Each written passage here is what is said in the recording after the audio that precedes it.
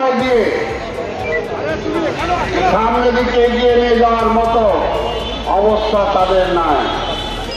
আমরা দেখতে পাচ্ছি যে স্বাভাবিকভাবে 18 জন বা 19 জন উপদেষ্টা নিয়ে সমস্যাবহুল একটা দেশ এবং গত হাসিনা সরকার এই দেশটাকে আরো সমস্যায় নিমজ্জিত করেছে।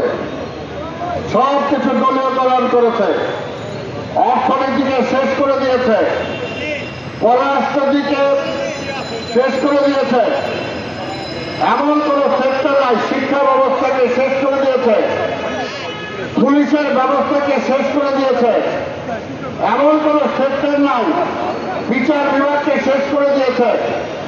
কাজে ইচ্ছা করলেই এই কয়েকজন উপদেষ্টা এই সব কিছু ঠিক করে একেবারে বাংলাদেশকে একটা ভালো জায়গায় নিয়ে যাবে, এটা কোনোভাবেই সম্ভব না। কাজে এই সরকারের দায়িত্বই হবে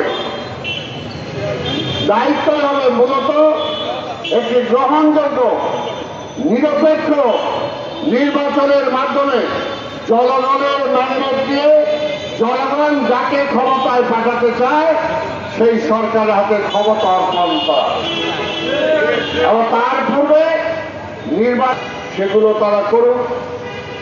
কিন্তু জনগণের সব সমস্যা, এই যে আজকে এখানে কৃষকরা কিষানীরা মানববন্ধন করতেছে, আজকে সারা দেশের কৃষক, আজকে ঢাকা শহরের যানজট এই সরকার সমাধান করতে পারছে না।